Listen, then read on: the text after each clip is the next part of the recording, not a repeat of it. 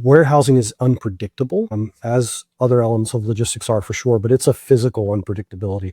This guy has been here consistently for the last 2 years, and then this one container's coming in, and he's the driving force behind that operation. So finding the ability to build into our operation to pivot back on that, I wouldn't say consistent struggle, that's hard to say, but it's a element where we put effort in to make sure that there's layers of defense there.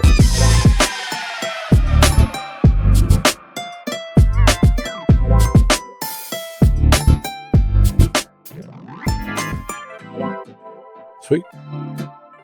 All right. Welcome to the Freight Forward podcast. I'm Matt Dixon. And with me today, we have Dustin. And Dustin is a 3PL in Florida. And Dustin, if I hear correctly, you decided to leave a job of 23 years and start your own thing. Is that right? Yeah, absolutely. Thanks for the invite, Matt. I spent 23 years at a very large corporation and decided to start a 3PL down here in Jacksonville, Florida. It's been a great decision so far. Really? So how did that conversation at home go? I know, I started my own thing. My wife had her opinions about it as well. At first she thought I was crazy for sure, right? So come home, I've worked 23 years, great job. I'm in a very solid position, very financially stable company. And initially it was like, that's a wild move, Dustin. Oddly enough, her initial response was, let's go for it, but I have one condition. I have wanted to get out of the cold for years. So if we're going to start this business, I want it to be in a warm place. So we immediately started looking at Jacksonville, we started looking at Florida in general, but Jacksonville really quickly rose to the top based on just my background in transportation and logistics. Excellent. Yeah, I was interested to know how you made the move to Florida, because that's not really a logistics hub, right? Most people right? Yeah, like Atlanta or Cincinnati. Cincinnati is actually where I'm from, right? So is it? Yeah. Yeah. My previous job, the position I held at the end of my career there, was in warehousing and distribution. So we built a really nice direct-to-consumer product there in Cincinnati, and it was very natural because Cincinnati is a geographical center of most center of excellence studies, right? A center of gravity study would end up in Cincinnati a lot. Jacksonville's a little bit different. We're down in the southeast. So the approach is a little bit different down here for direct to consumer. We're looking for specific brands or products that speak to either more of a southern clientele or at least an eastern clientele, rather than trying to cover the entire United States from one central location. So maybe a hub and spoke with some other locations as well. Okay. So all your customers are in Florida? Is that what you're saying? No, they're typically not in Florida. They can come from all over, but our operations certainly are built in Florida, right? So we have the single location in Jacksonville. Our customer base is throughout the U.S. I've got customers in Hawaii, California. One of them's based in Chicago, and then I've got 3 that are here in Jacksonville, actually, right here in our backyard. Very cool.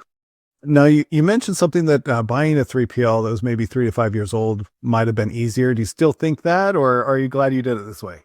Well, so initially when I left, my vision was to recreate what I had done at my previous role in my previous company, right? From scratch in 8 years, I had built a product for that company that was 200,000 square feet and 60 employees. We were shipping 20,000 orders a day for direct-to-consumer customers, right? Building that off of the brand that has already been established and comes along with some infrastructure is a big head start that I may have taken for granted in my previous role. So yeah, to answer your question, 3 to 5 year old company might have been a better, if I had to do it over again, I might have purchased that company rather than trying to start it absolutely from ground zero. There's just a lot built into that is taking a while to get off the ground, as it is with any startup. Yeah. Well, and logistics is interesting because everyone thinks it's simple, and it is to send one package. That's really easy, but to send 20,000 a day, right? That's hard. So your company's named On Demand. We didn't do a very good intro on that part, so I apologize. But how many clients are you running on a typical, and what does a typical week look like? Yeah, so we have 10 to 15 clients typically. So kind of our business our core business when we first came down here, my background being in international logistics, I was very familiar with ocean transportation.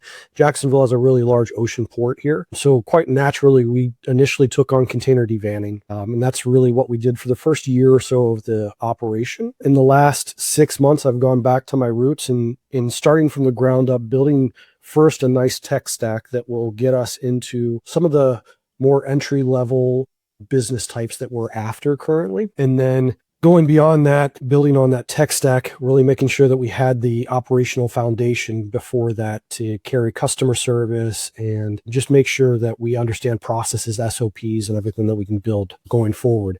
As far as a typical week, we're going to come in, start off with customer service. We make sure that all of our emails from the previous night are answered. Customer service reps, that's the biggest thing that they're tied into is making sure that all responses are back first thing in the morning. Next, operationally, we're going to start feeding the warehouse. Those operational warehouse people come in about a half hour after our customer service reps. They'll start getting their orders and things from our customer service reps. They'll start picking and packing their orders, get that day going.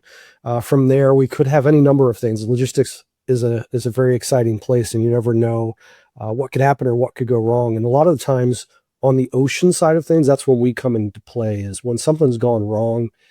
We have a container that our customer didn't realize was going to show up today. I need to get it unloaded, and you've never heard of me before. So can you help me out, Dustin? We get probably 5 to 10 of those types of requests a week. And then beyond that, it's really just settling into our normal patterns of pick, pack, customer service, emails, and just managing our system, our inventory, kind of the key basic information. Yeah. Excellent. Yeah. You mentioned tech stack. That's my love language. Yeah. So what, did you build your own? Are you using off the shelf or customized software? What'd you end up go with? Yeah, so we partnered with someone else in the industry who is already doing a really nice job with this. So it's given me a little bit of a leg up. Basically, what the concept is we built a basis on a WMS. It's called DePosco. It's a pretty large WMS out in the industry. But what makes it a little bit different in the stack itself is we're putting outside software in combination with that. So working with those outside software companies to get integrated. So for instance, we record every package at the ship station as it's packed. So our customers have the ability to go on and look at that live or look up a previous order number and see how that was packed. Did they get the 3 hats they were supposed to get? Was the label on there correctly? Did they use the right packaging? Gives us some insights as well to be able to go back and analyze how long did it take to pack? What all could be going wrong? So we get both a live view of the packing and a live view of the system.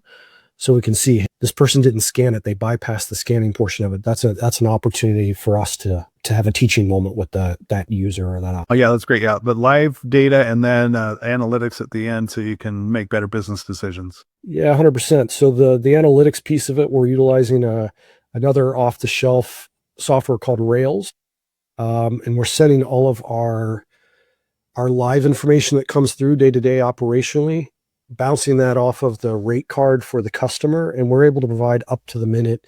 Here's your pick fee for today. Here's your packing fee, your storage fees, and it all comes through those dashboards and that analytics so that someone can look at it very quickly and easily. Very cool. Yeah, another thing I found interesting was that you're targeting smaller brands, like sub $1,000 orders, and no minimums. And most 3PLs would run away from that. So why are you leaning into that? Why is that your niche?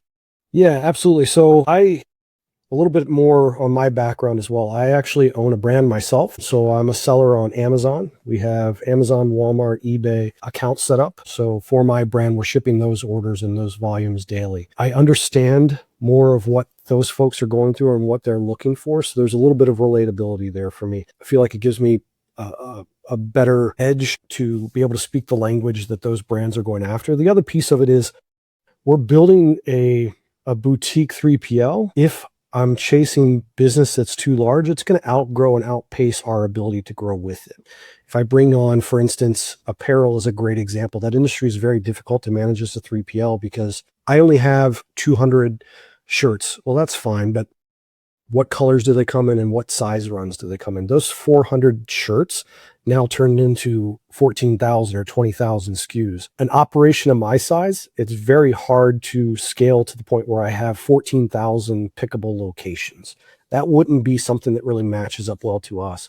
So what we've found is a lot of these smaller brands, they don't have a SKU profile to start out with, so that makes it a little bit less complex. We have the ability to bring them on and grow with them. These small brands today may turn into absolute stunners tomorrow, and that's the biggest part that I'm counting on, is taking that bet or that approach that while, yeah, they're smaller and, you know, there's going to be a little bit more hand-holding that comes along with these brands.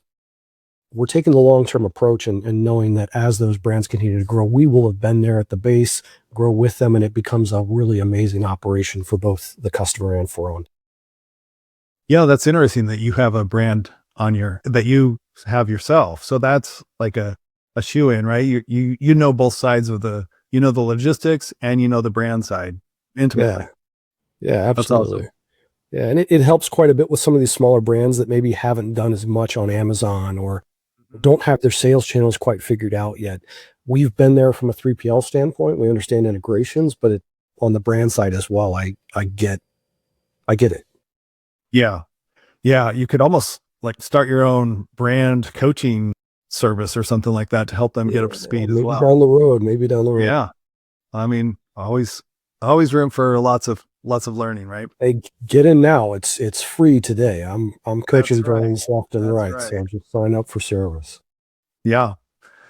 So that's kind of like the past. And let's talk a little bit about what's going on right now. What's working right now, and what are you most proud of in your operation that you've built? Well, for sure. So most proud of and what's working, I think, are both hand in hand. So I've seen we are a tech forward company, but we're not going to invest in tech that doesn't make sense. I think there's a lot of talk about AI out there right now, and there's elements of AI in what we do, absolutely elements in AI and in what we're going to do in the future.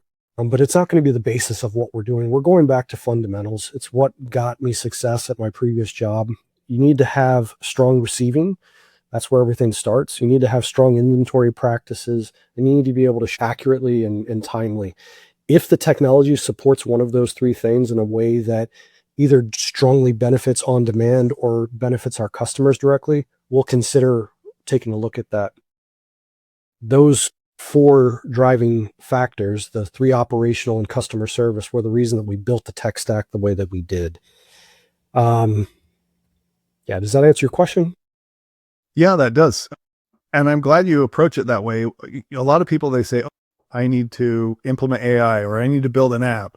But I start the other way around, like you. What's your business goal? And what are the best tools to achieve that business goal? Whether it's 100%. tech or hiring good people or whatever, right?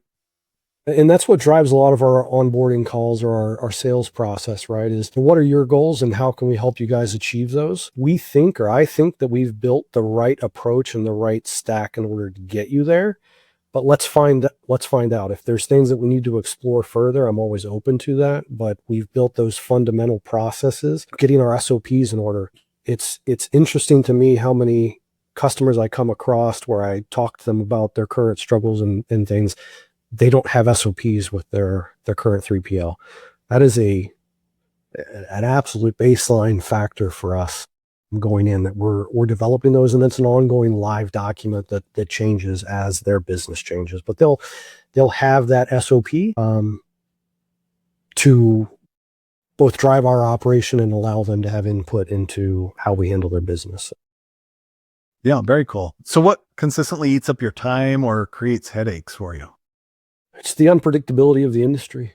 Okay. Now, that's the biggest thing, right? PL work can be absolutely fantastic. So I've done, at my previous job, I did everything with international logistics, import, exports, customs brokerage. I did trucking, compliance, whatever. Warehousing is unpredictable, as other elements of logistics are for sure, but it's a physical unpredictability. I have physical freight showing up here at the warehouse. I have people that, this guy has been here consistently for the last 2 years, and then this one container's coming in and he's the driving force behind that operation. So finding the ability to build into our operation to pivot back on that is a big is a big consistent, I wouldn't say consistent struggle. That's hard to say, but it's a element where we put effort in to make sure that there's layers of defense there. Yeah, excellent.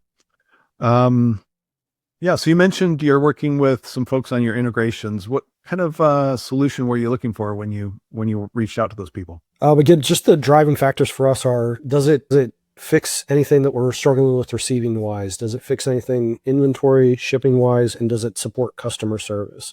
So those 4 elements are really the driving factor for any of our decisions around that. For instance, the video recording, that's something that's not, I sincerely apologize, that is something that's not super common in our industry right now. So it was a differentiator for us, and it's something huge for our brands. The ability to go back to a customer that says, hey, we only got 2 of the 3 t-shirts, and show them a video of it being packed is great. And then us being able to consume that internally to turn that back around into operational improvements is fantastic on our end as well. Yeah, that's awesome. That's like enterprise level stuff for a small business like yourself. That's pretty cool. Yeah. So tell me a little bit about onboarding a new client today. How does that look? And from signed deal, how long is it for their first order to be shipped? Oh, for sure. So I'll take you through our most recent onboarding that we're doing. There is the calculated approach, which is what we would prefer to take most instances. And then there is I'm sorry, give me 2 seconds to completely shut this thing down real quick. There's the calculated approach where we can plan things out. That typically moves the customer's pace and the complexity. How many integrations do you have? If you're integrating with 20 different platforms, we can get you up and running tomorrow, but that's going to be a slightly more manual operation. If you simply have a Shopify integration that we need to do, I've had instances where we could have a customer show up with a truckload of goods and we could be packing by 12 in the afternoon if they get here in the morning. Shopify integrations are super key with a lot of small brands, and that is really a big part of what we focused on. So to answer your question, anything from 5 hours to about a month, depending on the complexity. We try not to get it on that month, and most of that we find is really on the integration and IT side of things. Our most recent onboarding that we're doing currently, I'm actually in the middle of it right now. They want to bring on 12 different marketplaces. So we closed business last week. Yesterday, we received containers. Today, we received containers. We have the freight physically in the warehouse. It's all on the WMS. Inventory is available. Tomorrow, we should start shipping the first orders. Those integrations, we're going to use flat files to exchange the information initially. But within the next 2 weeks, we'll have all 12 of those different marketplaces up and running through our APIs and different data exchange methods. Excellent. Yeah, that's a lot of work. I've done a lot of that type of integration before. That sounds like you've got a good handle on that.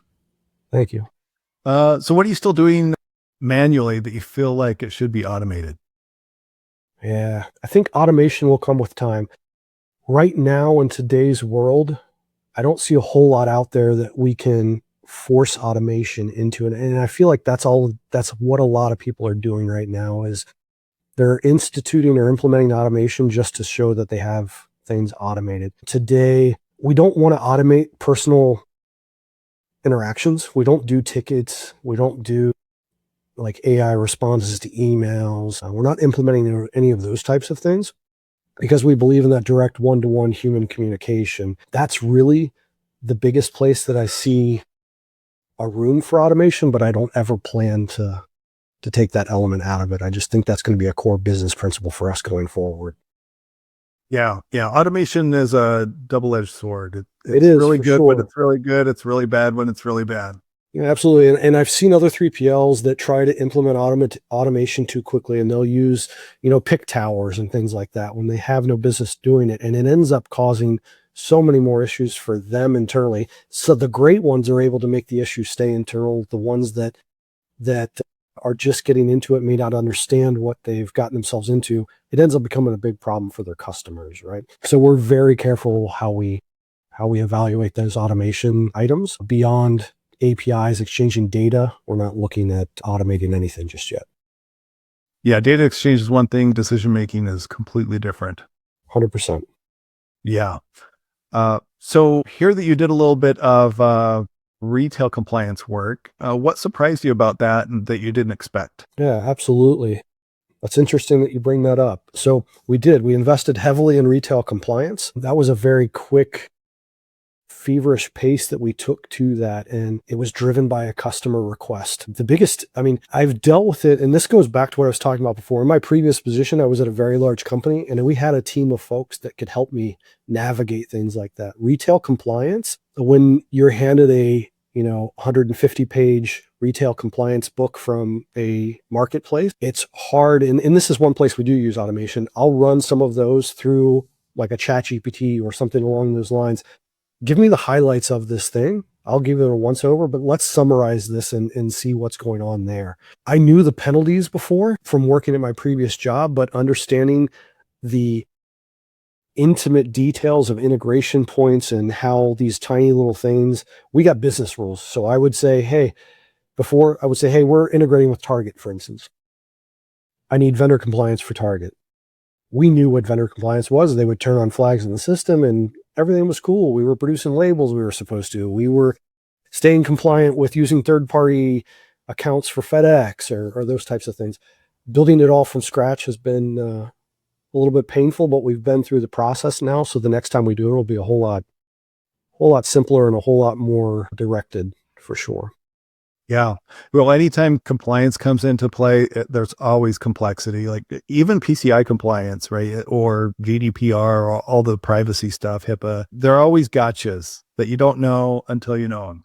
And that's the worst part is the gotcha, right? And the gotcha on retail turns into massive penalties. I'm not going to quote any figures, but one of the large retailers out there, I was told the other day that chargebacks make up about 18% of their overall revenue on their overall company revenue is chargebacks from people messing up retail compliance. So it's a huge moneymaker for some of them. Yeah. And I think that is something that we have to watch out for, those gotcha moments where, hey, I'm going to make a little bit more money because you didn't quite nail this piece of it for us. So for us, it's very important to understand every one of those little details for sure. Yeah, that's interesting. Very cool. Okay, so if you could snap your fingers and fix one thing tomorrow, what would it be? That is a fantastic question. If there was one thing I could fix, I think let's go back to that 3 to 5 year old company that I would have purchased, right? Brand recognition is a big thing. That is a huge deal. If I could snap my fingers, I would have a few more clients that had a little bit more complexity and I had that knowledge built in.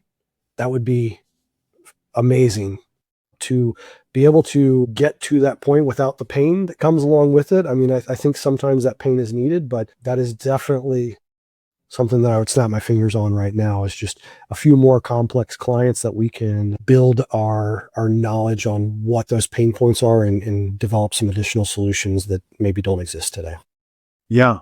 Yeah, for sure. So you mentioned that you don't have a brand that's recognizable like some of the larger 3PLs, right? So how did you sell when you didn't have a brand, when you're just like a guy that does 3PL stuff, right? Yeah. So that is networking for me. So we use LinkedIn quite a bit. I use LinkedIn personally. I have the company on there. Just finding people that we can connect with there through industry events, those types of things. Initially, before there was ever a physical building, and still today, I concentrate a lot on SEO, so Google search performance. I'm not doing pay-per-click ads, but what I am doing is strategies around driving additional traffic to our website. For the age of the company, the age of the website, and the industry we're in, we have amazing stats for our web page. And I think that's the biggest thing marketing-wise that we're doing for brand recognition outside of just your standard networking. Talk about your company. Get on podcasts when you can. Just capitalize on any opportunity to get your name out there. Yeah. That's every business does that, even at the known ones, right? 100%. Yeah. It's the same basic principles. It's just, you have to keep at it and you have to get your name out there and eventually things start clicking. We're actually at it. We're at a much better point than we were 6 months ago. Even we're starting to get some of that. Yeah, we're starting to get some of that coming along for us a little more organically. And you make a point. Every business is doing that, even the large ones. there's organic behind some of that we're having to build from absolute scratch, that it just makes that base all that more important. Yeah, no, I hear that. Like the saying goes, the more hands you shake, the more money you make, right? Yeah, there you go. If no one knows about you, you're not going to do anything. Right. And when they find out about you, sometimes they want others to have known about you prior, whether, you know what I mean? Cracking the seal on those first initial clients to prove the concept. I've got 23 years of logistics experience. I built an amazing product for another company, but none of that matters to, you know, Jimmy, the t-shirt guy that is looking for someone to fulfill his stuff. He wants to see that you've done it in this company. He wants to see it on that software. Right. So cracking that initial piece of it is really kind of what's helped us out on that brand recognition marketing side of things, to be able to say, here's, we can do it, and here we have done it. Yeah. Yeah, I like that. So looking out 6 to 12 months, what has to change for you to grow without feeling like it's chaos? That's exactly, you know, the chaos is a great thing that you bring up, right? We're trying to avoid that piece of it. So our biggest thing right now is making sure that we're a good fit for those customers, the types of business that they want to bring to us, and the types of business that we can handle. I'll explore most any opportunity, but I'll also be honest with those prospects of whether it's something we can do or not. We had an apparel brand that came to us very similar to what I'm wearing today. They initially, on the initial, you know, form that they filled out, looked like a great fit for us. We found out that the 400 SKUs was 14,000. It became way too complex. So that's the biggest thing that we're trying to avoid in the next 6 to 12 months. We don't want to bite off anything that's bigger than we can actually chew. I like to live by the keep it simple, stupid methodology. If it's not something we can handle and it's not something we can do, we have no business in it right now. And that'll, of course, get more and more complex as we go down the road. But for today, that looks like that ICP that I was talking about, 1,000 orders or less a month. And like you said, there's plenty of 3PLs out there that will see that and be like, I don't have any interest in even talking to these folks. So it's an underserved segment for us. And we feel like we're bringing that big 3PL feel to those folks without having them get the nose that they're getting from some other 3PLs out there. Yeah. Yeah. So you kind of answered this next question. What would boring and reliable look like for your company On Demand, where things just work? Yeah. I don't know that it'll ever be boring. I don't know. Yeah. I don't know if it'll ever be boring. That's the biggest reason that I got into this. We'll get to a point where we'll take on business a lot easier. It won't be as big of a strain on our operation to bring on these pieces of business. Right now, when we bring on a new client with, you know, 250 pallets, it's putting a little bit more strain on us. I think that is the only thing that will get quote unquote boring. It'll still be exciting. We'll still move after it as quickly as we are today, but it'll be a whole lot easier to consume. Yeah. Awesome. So if someone wants to get a hold of you and they have 14,000 SKUs they want to ship out for their t-shirt brand, I'm joking. Let's talk. I mean, if you want to, I'll talk to you. Absolutely. And what we find with some of those times is those brands have smaller pieces that we can actually get ourselves involved with. But sorry, go ahead, continue. Interesting. Yeah. My brother-in-law, he runs a small business. It's a beef jerky. And so I understand a little bit about that, but the SKUs are like a 10, 20, right? Right. Exactly. Very simple. Your brother-in-law is exactly the type of company that we would look for as an ICP.